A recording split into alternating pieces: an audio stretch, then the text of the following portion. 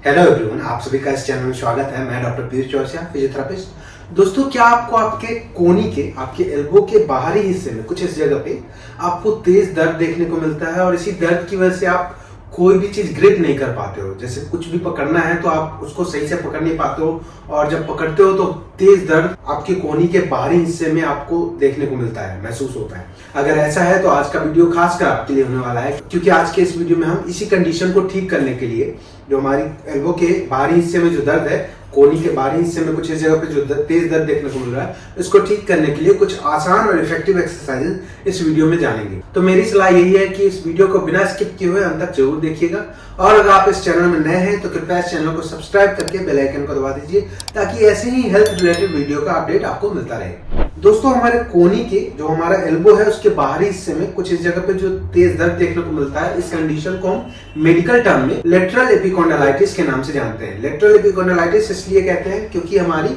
जो humerus bone है, ये जो ह्यूमरस बोन जो है, इसकी लेटरल एपिकॉन्डाइल, बाहर वाली एपिकॉन्डाइल यहीं पे होती है और जो तेज दर्द देखने को मिलता है लेटरल एपिकॉन्डाइल पे ही देखने को मिलता है।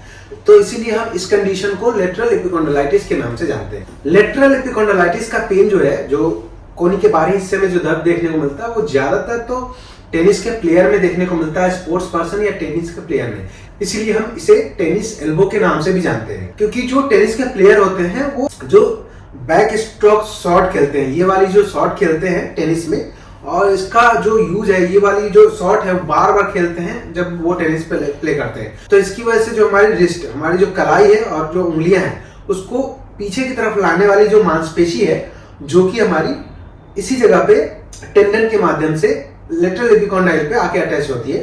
तो जब बार बार हम इसका यूज करते हैं, बैक स्ट्रोक शॉट खेलते हैं, तो जो टेनिस के प्लेयर होते हैं, तो उसकी वजह से, ओवर यूज की वजह से, हमारी जो मांसपेशी है उसका ओवर यूज होने की वजह से उसके टेंडन में इन्फ्लामेशन शुरू हो जाता है। इन्फ्लामेशन मतलब सूजन शुरू हो जाता है और इसीलिए इस कंडीशन को हम टेनिस एल्बो का नाम दिया गया है, क्योंकि ये टेनिस के प्लेयर में ज्यादातर देखने को मिलता है। लेकिन आजकल टेनिस एल्बो का जो पेन है, टेनिस एल्बो का जो कंडीशन है, वो हाउसवाइफ, गृहिणी में भी ज्यादातर देखने को मिलता है, क्योंकि जो हाउसवाइफ होती है, हाउस मेकर होती है, वो उनका काम जो होता है ज्यादातर कलाई से और फिंगर से होता है। बार बार उनका कलाई और फिंगर यूज होता है और बार बार एक्सटेंशन में, मतलब जो रिस्ट है, जो कलाई है, ऊपर लाने में और फिंगर को ऊपर लाने वाली मूवमेंट ज्यादा होती है, जो घर का काम होता है उसमें। तो जिसकी वजह से हमारी जो रिस्ट एक्सटेंसर मसल है, उसका बार बार लगातार ओवर यूज होता है, बहुत ज्यादा यूज होता है, जिसकी वजह से उसकी टेंडन जो है, जो हमारी मांसपेशी को, रिस्ट और फिंगर एक्सटेंसर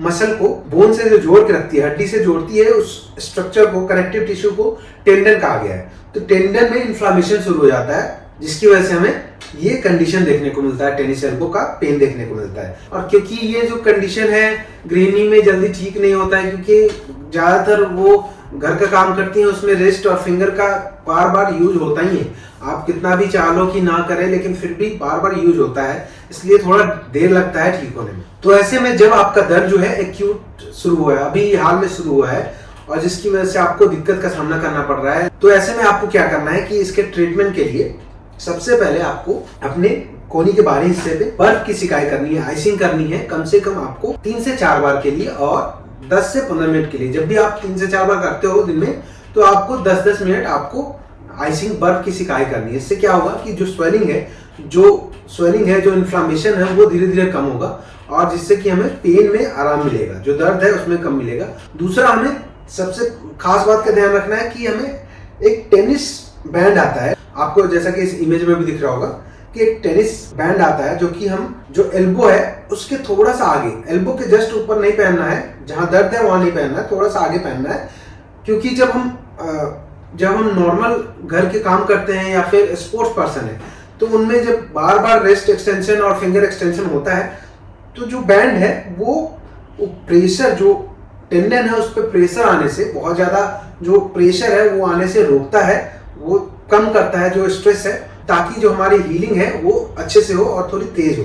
क्योंकि हम दैनिक काम में जो हाथ का और फिंगर का और कलाई का जो यूज करते हैं, वो तो होता ही है, आप उसको अवॉइड नहीं कर सकते हो। तो हमें उस दौरान दर्द को बढ़ने से रोकने के लिए हमें टेनिस बैंड का यूज करना चाहिए। तो आपको ऐसा लगता होगा कि हमारे कलाई और उंगलियों को ऊपर लाने में हमारे कोहनी का क्या यूज है, कोहनी में तो कोई प्रेशर नहीं आना चाहिए, लेकिन आपको फील करने के लिए आप क्या करना कि आप 2 फिंगर या 3 फिंगर दूसरे हाथ का रख लेना कोहनी के बाहरी हिस्से में। यहाँ पे आपको दर्द है, कलाई को ऊपर लाओ या फिंगर को ऊपर लाओ, तो आपको महसूस होगा कि यहाँ पे जो मसल है उसमें कॉन्ट्रैक्शन आ रहा है, वो मूव हो रही है। आपको दिख भी रहा होगा कि जब हम मूव कर रहे हैं तो यहाँ पे हमारी मूवमेंट आ रही है। तो ये हमारी टेंडन है जो कि हमारे रिस्ट और फिंगर एक्सटेंसर मसल को बोन से, हमारे लेटरल एपिकॉन्डाइल पे जो बोन है उसको कनेक्ट करती है, जोड़ के रखती है, तभी हमारी मूवमेंट हो पाती है।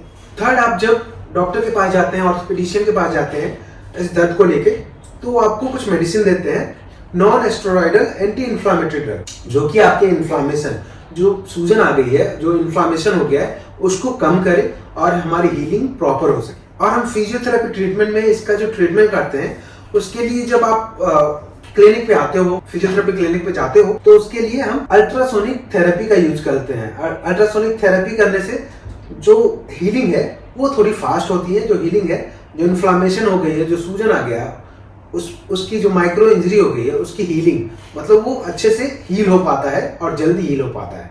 और साथ में हम IFT का यूज करते हैं। IFT भी एक मशीन है जिसका हम यूज करते हैं इसके पेन को कम करने में, इसकी हीलिंग को बढ़ाने में।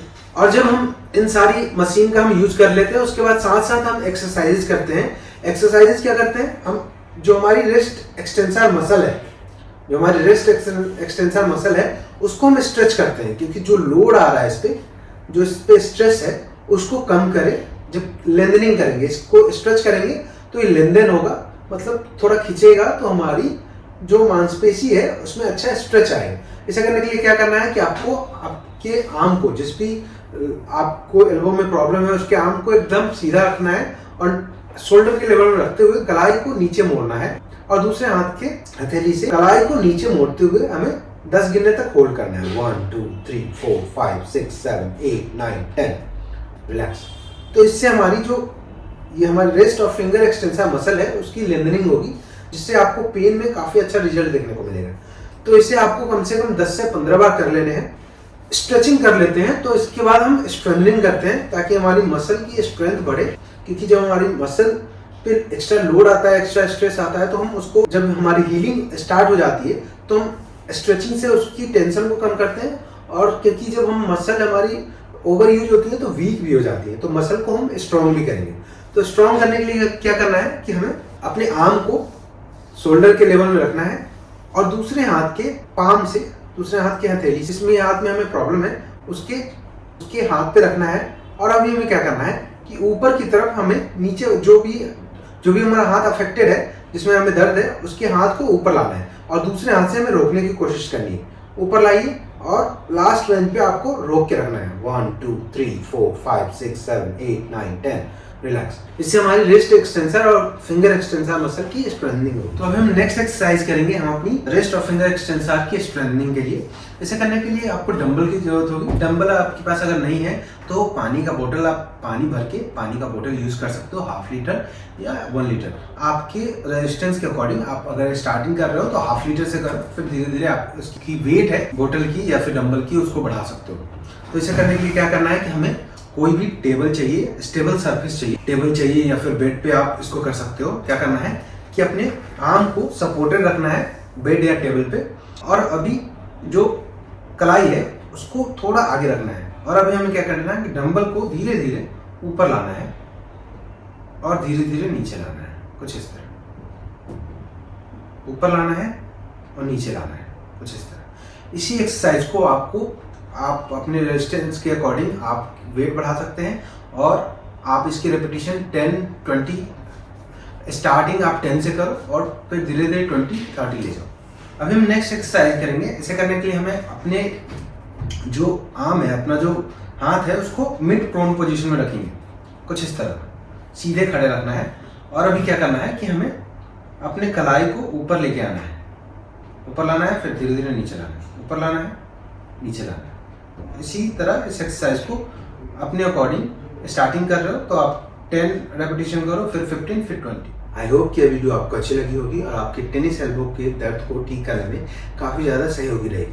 तो अगर आपको इस वीडियो से रिलेटेड कोई भी क्वेश्चन है, कोई भी क्वेरी है, तो मुझे कमेंट के थ्रू जरूर बताएं।